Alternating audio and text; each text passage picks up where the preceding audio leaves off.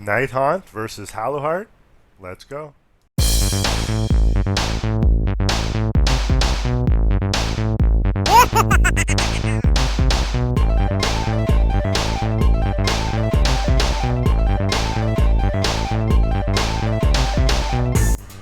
All right, 2,000 point game versus my friend. Hallowheart Cities of Sigmar list, practicing for the Montreal GT. We rolled for scenario, got 2. It's the Nidus Paths. Nidus Paths has the funny deployment where you're 9 inches away from the opponent's territory, and then these little centerpieces cut out. This is the score sheet that I've created for the Montreal GT, September 17 and 18 in Montreal. It's a St. Patrick's Day themed tournament. And this is it. So included in the pack, I have this for the scoring as well as for people to understand deployment. Nidus Paths' only real gimmick is that if you're in one of like A or B, you can teleport to the other side. Some people like to threaten in deployment to head to the opponent's territory to hit the opponent's objective, but this mission is very simple. Hold 1, get 1, hold 2, get 2, hold more than your opponent, get a third, plus the battle tactic that you complete for 5 points. The bonus point for a perfect 29 score with your grand strategy could be the Bards through enemy lines with 2 Galician veterans.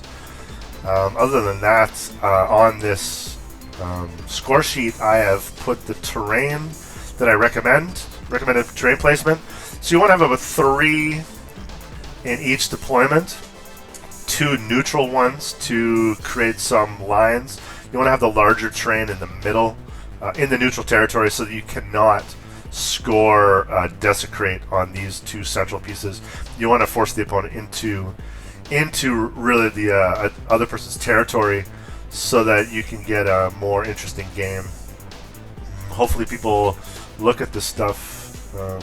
My list with Nighthaunt, Scarlet Doom, a Realm of Metal, grand strategy, Fright or Flight. As always, we don't want to be within 6 inches of an enemy at the end of the game, holding an objective. Pretty easy. My staple is the Guardian of Souls, Master of Magic. He's got Shade Mist and Seal of Shyish. Krolgas Crusader, another staple. Light Shard of the Harvest Moon. Oh, that's a typo. I always go for the Pendant of the Fell Wind. I think I just created this quickly because I don't have a copy of my list on hand. And then the 2 units of Bladegeist Revenants. These things just blender like crazy. I dropped Lady Olinder for 2 Spirit Torments and an extra unit of Chain Rasps. It's the exact same points. I think the Spirit Torment and the Recursion could be really, really good. Lady O just wasn't doing it for me. I rarely rolled a 5 up for the command ability block, and I never did anything with her model regen. So I'm just going to try something else out. I think I like it. Then I got 2 units of Hex Wraiths for blocking out and screens. They're not Gallivets, so they're pretty good screens. And then the 3 Spirit Hosts that'll probably stick around, the Guardian of Souls and Krolgas Crusader. The 2 Spirit Torments are going to be going with their individual units of Bladegeist Revenants, and then they are in Bounty Hunters, Expert Conquerors for the Chain Rasps, so they count as 30 models. Same with the Spirit Hosts. Mirrormorn Banshees for the spell. Chance to dispel a spell if it affects a unit within 12. And that's it, all with another Warlord. I don't know if I'm going to drop the Warlord to just take the extra artifact, but the command point could come in. I'm at 10 drops. Never going to choose who goes first, but honestly, if I go first, I'm okay with that. We can usually do something to get the extra objectives, and hopefully they can't take us off the objectives. My opponent's list, I'm just going from my memory. He ran Cities of Sigmar, Hallowheart. I think it's actually Defend What's Ours, Free Guild General. This one's going to give the +1 to hit and wound bubble within 18 inches to his Free Guild units. The Anointed on Frostart Phoenix is a monster. It's got a 4-up ward. I think it's like 10 or 12 wounds. He's got the Arcane Tome, so he's going to be self-buffing. So he's going to be maybe Mystic Shielding himself or Searing Wounds himself, and then yeah, getting +2 to save, so they'll put him at like a 2+ save. Battle Mage for the extra cast, and Sorceress casting as well. Don't exactly remember what these guys do in Cities of Sigmar, but I know that Hallowheart, they get +D6 to their cast, so I'm guessing the Anointed on Frostheart was going to take the wounds, and then maybe, yeah, the Forward Ward would block the ward, so he'll probably be on like a +1 or 2 or 3. Well, that's pretty good. 20 Eternal Guard for the Elves, 20 free gold crossbowmen, and free gold handgunners. Both of these guys look like they're in Bounty Hunters. I don't think my opponent knew that ranged attacks don't get the extra damage. And the 20 free guild greatswords, which should be in the Bounty Hunters, because they're just going to blender if they touch something. Sisters of the Thord for an extra caster. Flamespire Phoenix for an extra monster to run around, and then Emerald Lifespawn and Ravenex Gnashing Jaws. What a great spell. I think this list is pretty good. 6 drops, so he's going to choose to go first. And we'll take a look at some of these photos now. Deployment. Yeah, the deployment for Nighthaunt Pass is probably the only thing that's difficult or complicated in this scenario. We just have to kind of get these cutouts. We arrived at the model store. I play at Abyss in Montreal, and we didn't know that they were closed on Tuesdays for Wargaming. So they were nice enough to let us play on one of the tables upstairs. And it's a 40k table that's these old style 4x6. Someone spent a lot of time doing it with foam, but honestly, battle mats are so much better. These circle objective markers, they didn't even fit here because it just kind of flops down, would have caused a problem. But as deployment goes, I drop a unit of chain rasps. I already know that they're going to go in the sky. My opponent Charles, he's 6 drops. I know I'm 10 drops. I'm just going to throw some units that I don't really care about down on the table, see what he's going to do, if he's going to castle up or if he's going to spread or take one side. I'm just going to try to play my opponent my deployment that way, as I just try to learn to be a better player. The table's still really nice. We have our models, it's good. He won the roll, so he wanted to be attacker and drop first. He chose the other side. I guess he didn't want to be here behind this little cliff thing. If he has some shooting things, then I guess he wants to really set up some lines so that we'll be able to, I don't know, shoot me more. In deployment, I was really aware of this, so I dropped my chain rasps. This is the unit of non-Bounty Hunter Hex Race. This is a unit of Bounty Hunter Hex Race. And then I have a little castle in the middle here where I'm trying to set up like a triple attack. So I know I'm going to go Blade Geist, and then my character's in the middle. Hopefully this can be a triple hammer. Hopefully it's going to really stop him from taking the board. But if he doesn't have any teleport and he's not going to go through the back, I know that all of this territory behind me is going to be well defended, unless he flies the Phoenixes over me. I didn't know what he was going to do with his Phoenix. I've played against people who buff them up and send them in to tie things up turn 1. It doesn't exactly work against Nighthaunt anymore because they're just going to retreat and charge. And since I move 8 or 12 and charge with the Hex Race, there's a good chance that I was going to be able to get into his units that he cared about more. This is a unit of handgunners here. 20 of them, 20 handgunners, 20 crossbowmen. He winds up putting the greatswords in front here and the Eternal Guard in front here. I just want to be able to set up a situation where I can charge 1, minimize the amount of Unleash Hell damage that I take, and kind of be happy like that.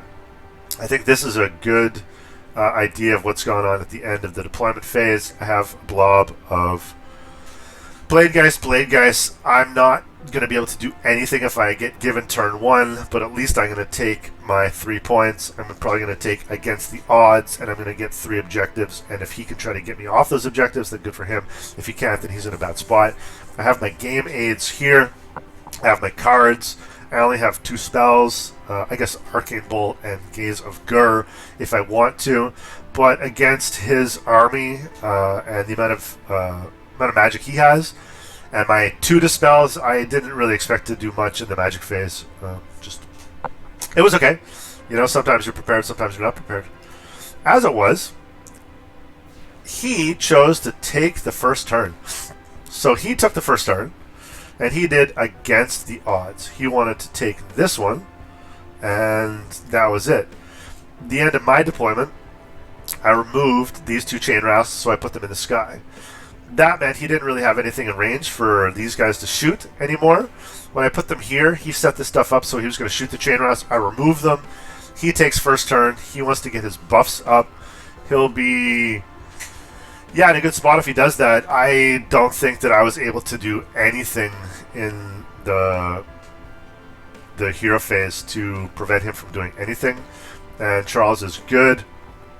He has reminders for all his units, which people must do. This is what the board looked like at the end of his hero phase. He's got buffs on everything. Like, literally everything went off. I think, yeah, nothing did go off. So he's got Mystic Shield, +1 save on the Phoenixes.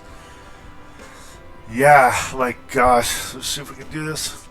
He's got everything. Attuned to Magic. Yeah, Armor of Thorns, Warding Brand, Fowl's Protection. These units are buffed up with the +1 to hit and wound. So he's done well in his first turn. I'm okay with that. He gets his 5 points. And that's it. My turn 1, I honestly don't do anything that interesting. So I got Shade Mist off on my unit of Hexrace. So they're at -1 to wound. I put them out here as an idea. Maybe I could get a charge off onto his Frost Arena Phoenix, but he redeployed and he moved 5 inches back, so I'll be looking at an 8-inch charge from there.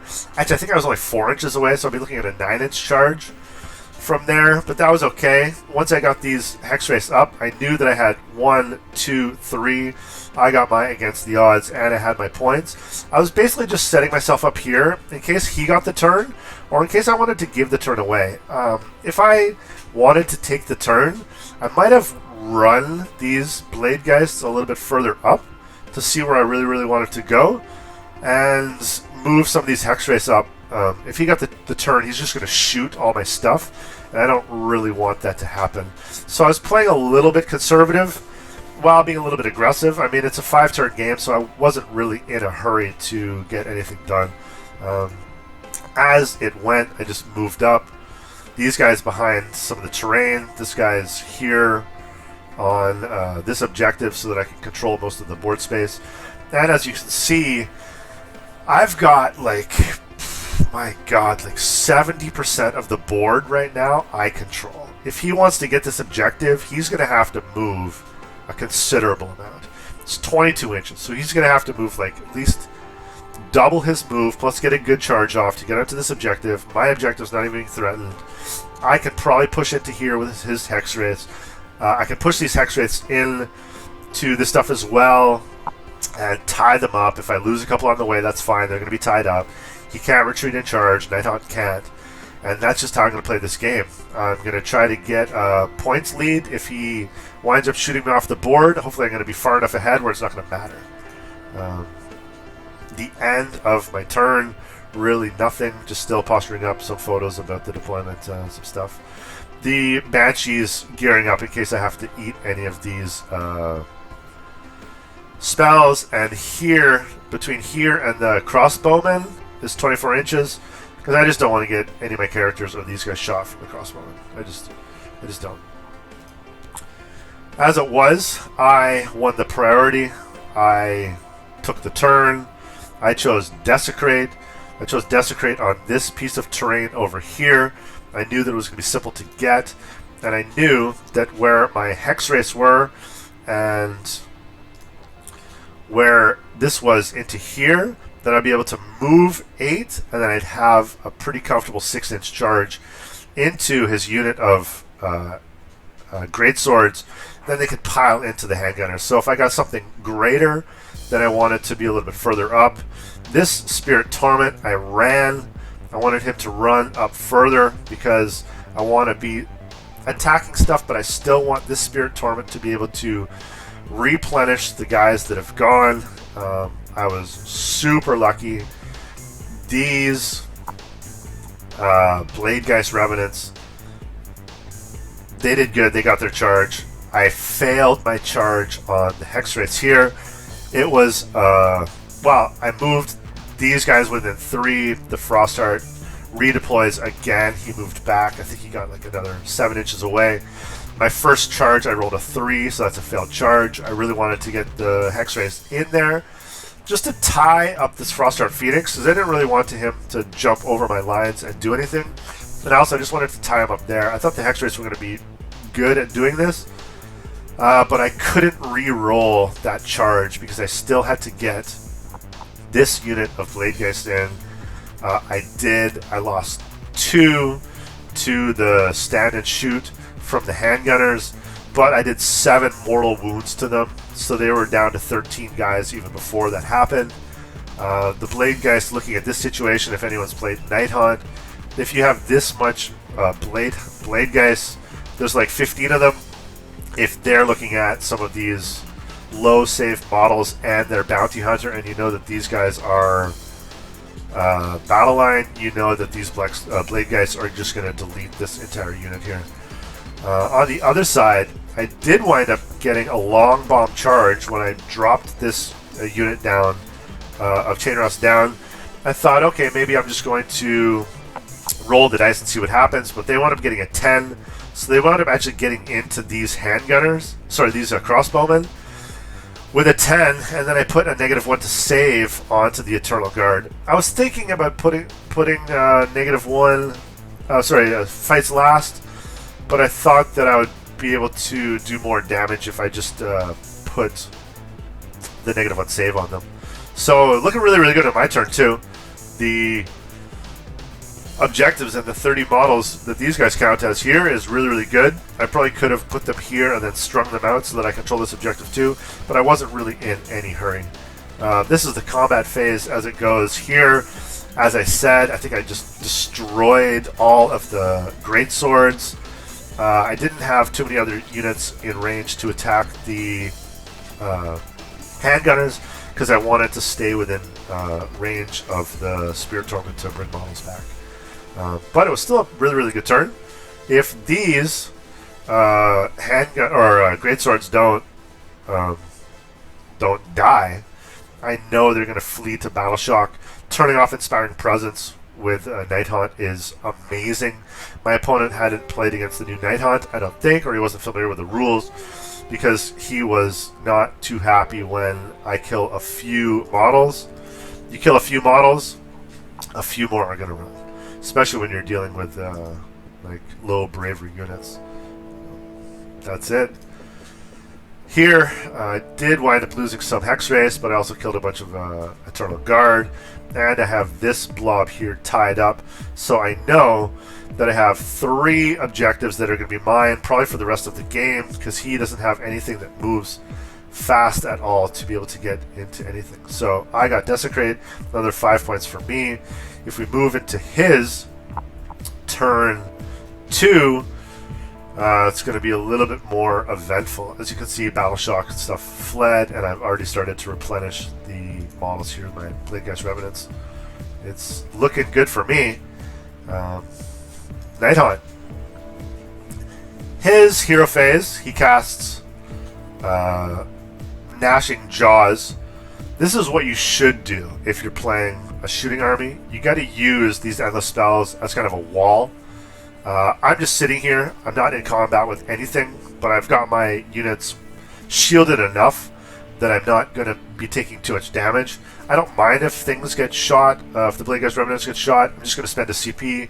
I'm going to give him a 5-up ward. That's going to be okay. And if I look at the other situation, if these guys are going to shoot me or shoot a character, or the Frostheart's going to charge, I know that his monsters are going to be here and not on my back objectives. So the game is to score points. You got to kill your opponent and score points. You need to have a way to push up and take the objectives. If you're playing an army that stands and shoots, maybe you got to be more aggressive. But here he's got his Emerald Life Swarm. They're making a wall, so I can't really attack him. I won't be able to pile in and do anything. And that's it. He's just going to try to shoot me. I'm going to try to figure out what I want to do with these Bladegeist. But they're on the objective, and that's all that matters. At the end of the turn, I lost my Hex Race, and I still have these Chain Rasps here. This objective is fairly secure, the middle is fairly secure, and I still control, wow, like 70% of the board. Still good. I think this is the end of his turn 2, and he, yeah, it was his turn 2. He chose head-to-head, and that was it. It was kill a battle line with a battle line. I think that this one Chain Rasp died in his turn 2, and that was it. These guys didn't really do anything. Blade guys on the side. So at the end of turn 2, it is 10-8 for me. I'm in a good spot. Really, really good spot. It turns out that he won priority on turn 3. His spells are still up. He chose to Desecrate on like this piece of terrain that was down here in my deployment area, so he thought he was going to get his sisters all the way up into here. Good. It's a move, but as we get the Phoenix in, my units just held. I was just doing a good enough job to keep everything spaced out. I had my bubbles and my buffs where they had to be. My ethereal save was doing well. I took a bunch of mortals from the Phoenix and then Ashing Jaws, but as a whole I was still happy because I was still controlling a lot of the space. Here he's moving up just to see what he could do. He moved these guys up. He was going to try to get a long charge and then pile in and take this thing for his battle tactic of Desecrate. But even though I'm taking a lot of wounds everywhere, I'm still controlling the space. The Spirit Hosts are doing amazing. The Phoenix does a lot of damage 2, but the Krollgast and its bubble MVP, it's reducing the damage by 1. It probably reduced about 10, 12 or more damage for the game from the 2 Phoenix. And then when he got in here with his pendant, the -1 to wound debuff was good as well. On my turn, I chose Eye for an Eye. He killed the Hex Race. I chose Eye for an Eye. I'm going to try to kill these sisters. They failed their charge. I'm going to do it with the Blade guys. That was pretty easy for me. And that was it. I still control 70% of the board. I still have these Blade guys that are regenning 3 models a turn. And go. The middle Phoenix is slowly losing wounds. I put a bunch of characters and Banshees onto him. I think what wound up happening is the Phoenix died and came back. That was okay. I still have control of the board. And that's it. As we go through the game, the end of my turn, looking at 15 points. My opponent only has 9 points, so I'm running away with it going into turn 4. He wins the priority, and he chooses one that I've never even heard of before.